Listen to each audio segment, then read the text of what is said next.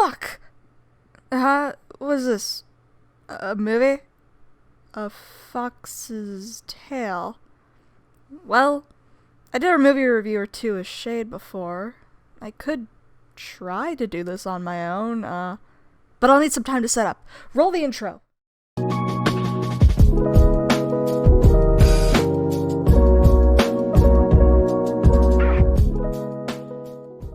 Okay. Movie? Check. Lack of comprehensive intro and hello? Check.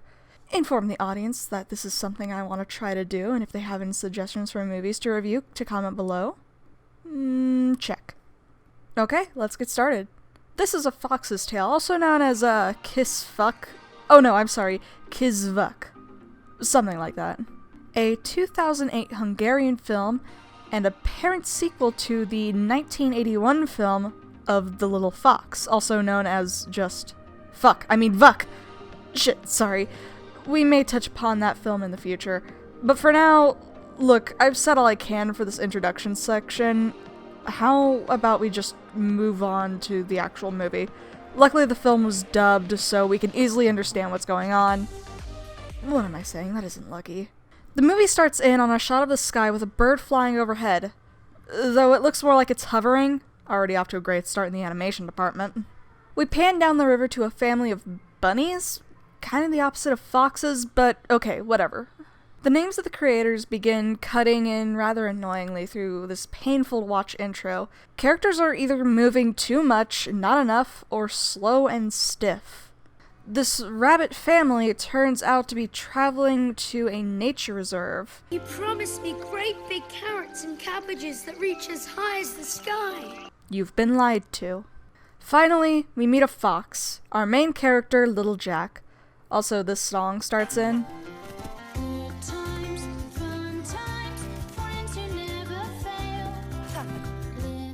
And it's okay, nothing fantastic, but I could do without. My friends call me Little Jack. Who are you talking to? It's surely not me. You're on a screen. I'm not. Right? Suddenly we cut to a vehicle driving down the road, and the father rabbit who's still going on about who really cares. Also, apparently humans are called Thunderfoot, like Bigfoot, but forget it.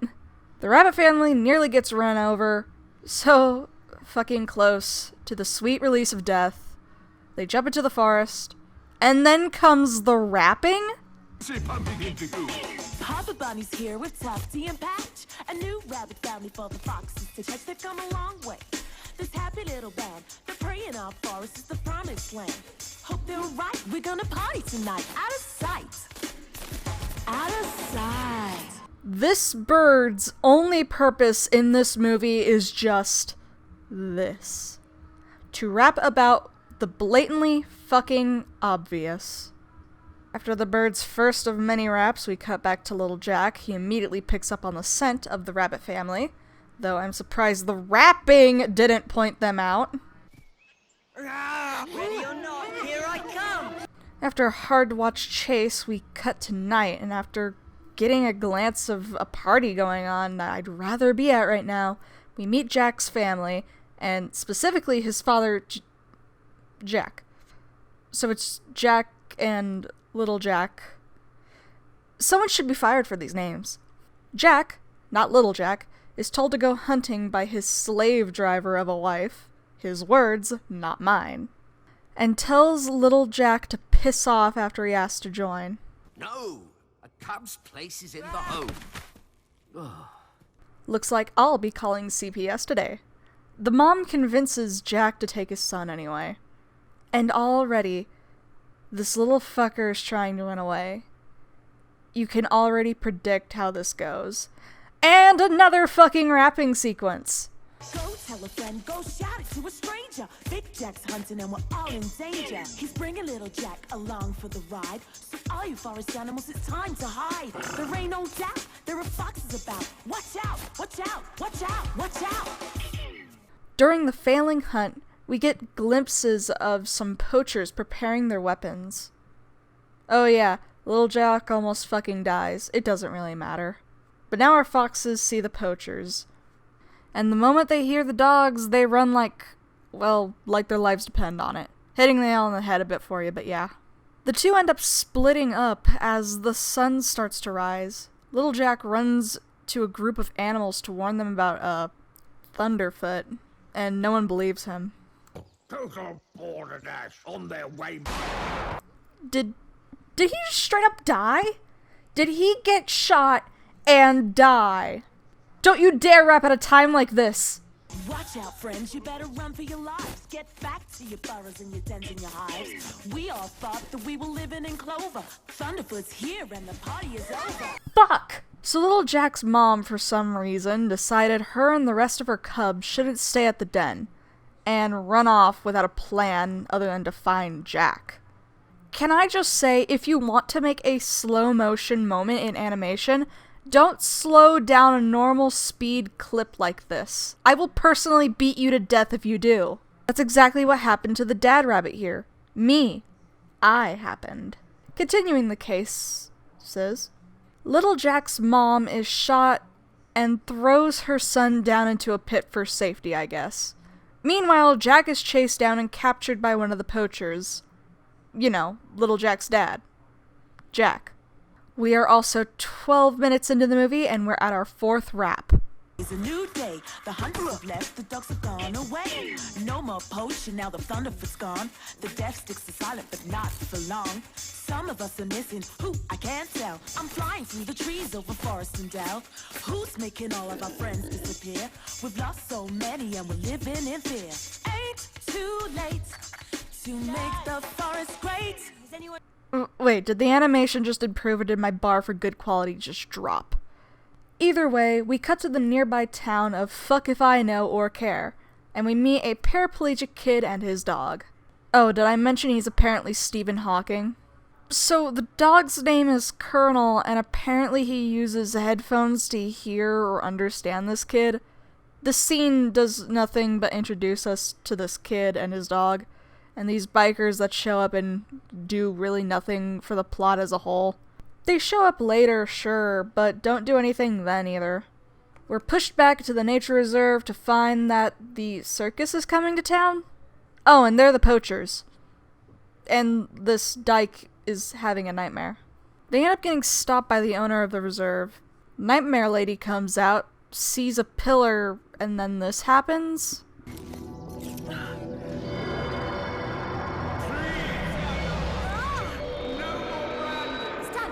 I think you should slow down. She's driving too fast. I know what I'm doing. She's coming right at us. Look out! Alex! My legs! Help me! Papa! She snaps out of it only to go off on her husband, who did nothing but didn't run over a guy. She also hits him with her apparently robotic arm. And even after that, after the warden or whatever asks to inspect the wagons, this man is simping so hard he hypnotizes him so he doesn't look in their van and makes him walk away? Robotic sciences and magic, huh? Two great tastes that taste great together. So it turns out that entire time the yet-to-be-named wheelchair wonder has been spying on them.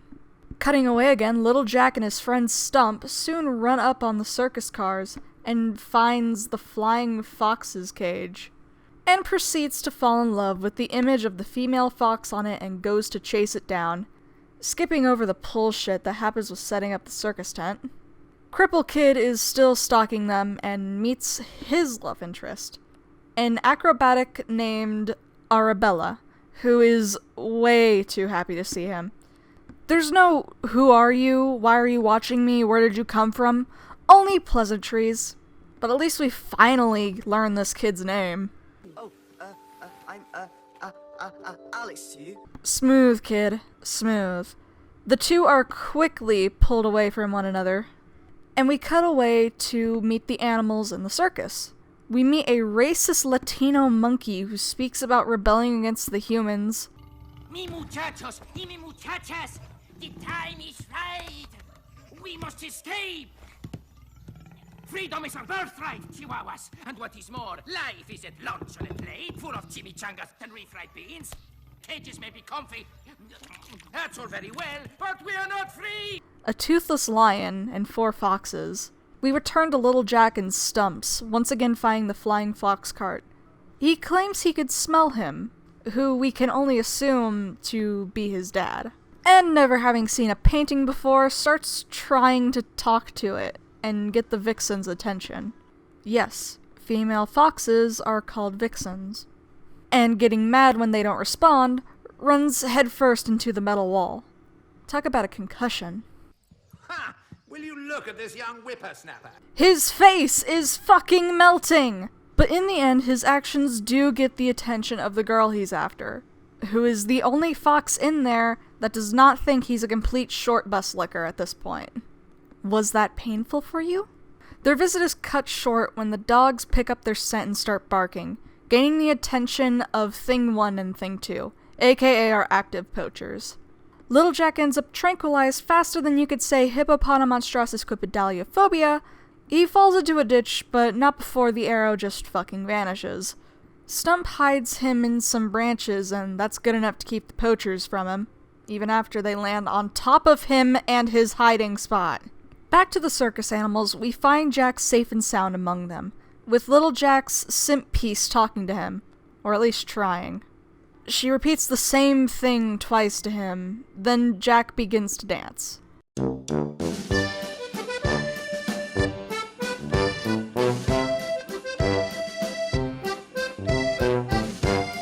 Alex, meanwhile, comes across Little Jack's body and takes him to his dad, who reverse chloroforms him. Also, he's Albert Einstein. And just as fast as he was taken, he's set free. Still mildly drugged. But fuck that, let's go back to the circus. Jack's talking to the vixen, whose name is Darcy, apparently, about needing to get away. Hey, you could become my dad. If he adopts her, would it become incest between her and Little Jack? Is that how that works? Well, anyway, it turns out there's a GPS in their collars keeping them on a short leash. The bikers are back and do nothing again but be loud. Angry Carrot Top is daydreaming. Psych, she's having night terrors again.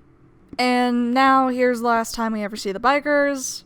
From my understanding, they're attempting to buy animal skins, but are also in debt to these guys. And they end up giving these dumb assholes a motorbike with the convenient sidecar. But it doesn't matter. Back to Little Jack. All of these quick cuts are making me dizzy. He's stumbling around like a drunk on a Sunday, trying to sober up because in 2 minutes it's Monday.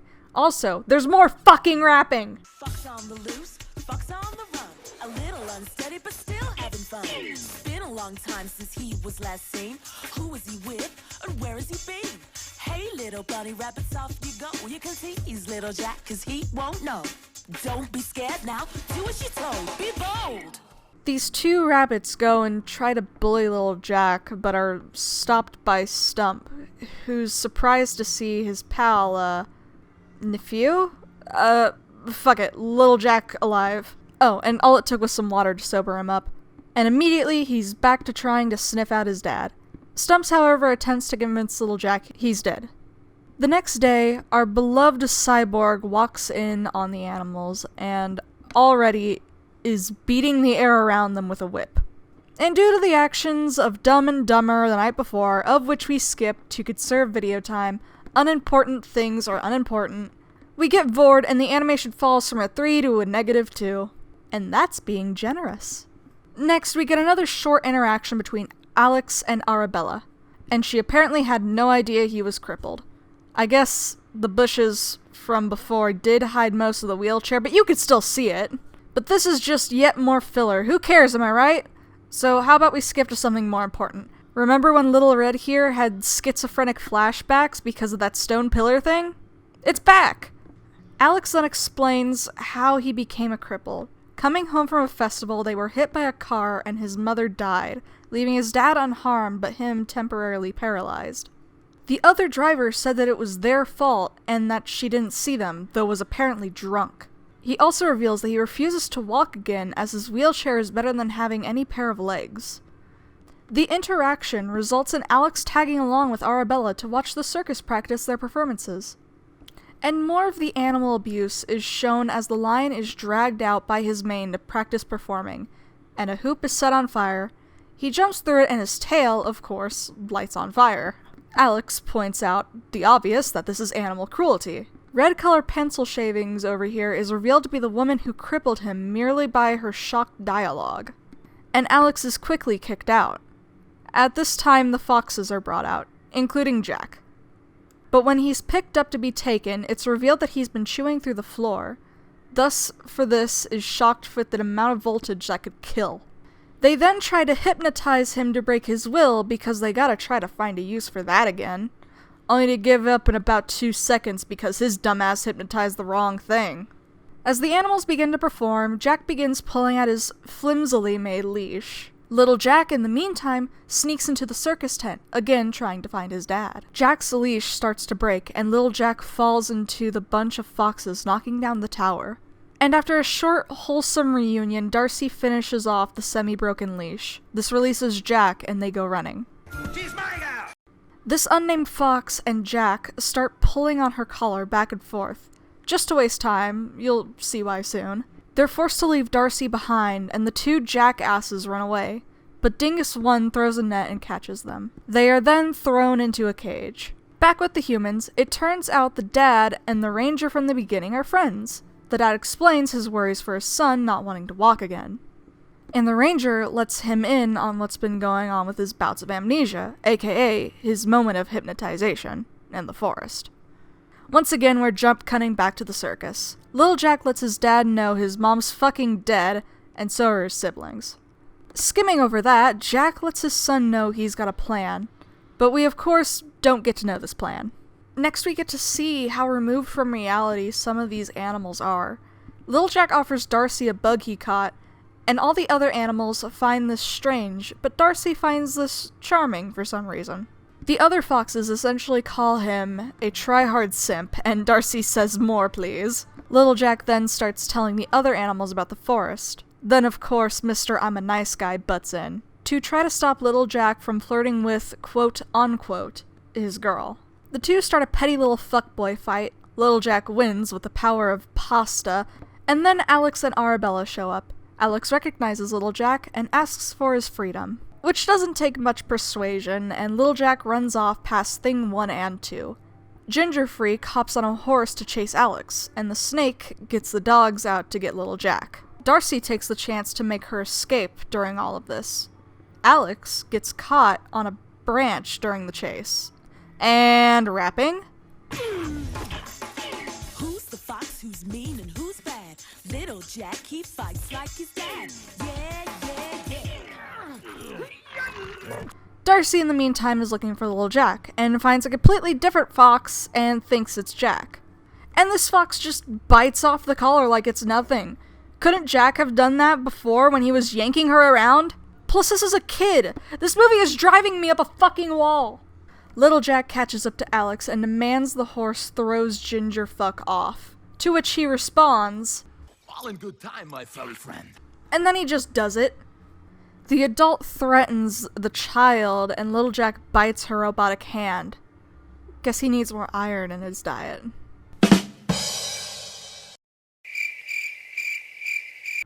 I'll see myself out. He just takes her hand and runs off with it, giving Alex time to escape and run the bitch down. He runs to his dad to tell him what happened, like any sane kid would, and shows him some pictures of the woman, and his dad decides to help. Skipping ahead a bit, the racist monkey actually does something useful and steals the keys to the bitch's room to lock her away later. Little Jack shows the wild animals the hand of Anaconda, I think is the red-haired hoe's name, as well as introduces Darcy and the horse, and inspires the animals to rise against Thunderfoot. Meanwhile, at the circus, the animals plan their revolution. Also, the lion has dentures now. Also, they have to explain to Darcy how food works in the forest. It's not important, it just happens. The circus starts and both groups of animals begin their plans. The circus animals slip out before the wild ones arrive to save them. Anaconda shows up after being locked up and starts whipping at the animals, and they run away in fear. Alex shows up to free the poached animals, and everyone walks back to the forest. Or in Alex's case, rolls. The next day, Cosmo and, dumber Cosmo ride off to find the escaped animals. They fall into a patch of torn off collars without noticing, and hit the shock button, which gives them electricity powers? What? Excuse me? Spoiler alert, they don't use these powers. I also guess Alex was riding around all night with Arabella cause they show up by a cliff. Anaconda finds them and almost runs over the dog. She could've, but just kicks it away. Little Jack and Darcy attempt to defend the two, but just get whipped and swung away. It and It the sequel show up, but ultimately do nothing but glow. Jack saves Arabella from falling off the branches as she tries to escape, but can't pull her back up. Her stepmom Anaconda laughs at this and tries to push Alex off the cliff. But he ejects himself out of his fucking chair in the most awkward way possible. The wild animals arrive finally to give her the business. And then...